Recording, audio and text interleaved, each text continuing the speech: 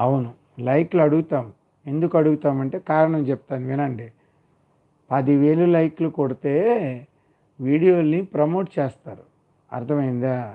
మరి మీరొచ్చి ఒక క్వెషన్ ఏస్తారు, వెళ్ళిపోతారు. అంటే మీ క్వెషన్‌కి ఆన్సర్‌లు మేము చెప్పాలా? మీరు లైకులు కొట్టరు కదా! అంటే మీ క్వెషన్ ఎవరైనా వినాలి, చూడాలి అంటే లైకులు వద్దనమాట. అంటే మీ క్వెషన్‌కి ఏం వాల్యూ ఉన్నట్లక్కడ? మీ మీ క్వెషన్‌కి వాల్యూ లేనప్పుడు మీకేం వాల్యూ ఉంది? ఆ! మీరు క్వెషన్ ఏస్తారు. మేము ఆన్సర్ చెప్పాలా. కరెక్ట్? మరి మీకు క్వెషన్ ఏసినప్పుడు మేము ఆన్సర్ చెప్పాలి. కానీ మీరు లైక్ కొట్టడానికి మీకొచ్చిన సమస్య ఏంటి? సరే ఇంకో పాయింట్ చెప్తాను. సినిమాకెళ్తారు. కొంత డబ్బులు పెట్టి ఒక టికెట్ కొంటారు. డబ్బులు పెట్టైనా టికెట్ కొంటారా? ఫ్రీగా వెళ్ళిపోతారా? డబ్బులు పెట్టి కొంటారు కదా! లోపలికెళ్ళి సినిమా నచ్చినా, నచ్చకపోయినా చూసుకొనొస్తారు. కదా!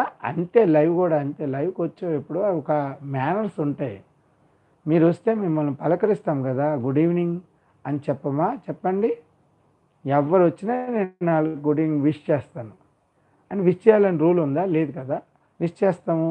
మళ్ళీ తర్వాత మీరు పెట్టిన కామెంట్ చదువుతాము. దానికి రిప్లై చెప్తాము. మరి ఎందుకు చెప్తాం చెప్పండి? వై? వై? ఎందుకంటే అది మేనర్స్. మా మేనర్స్ అది.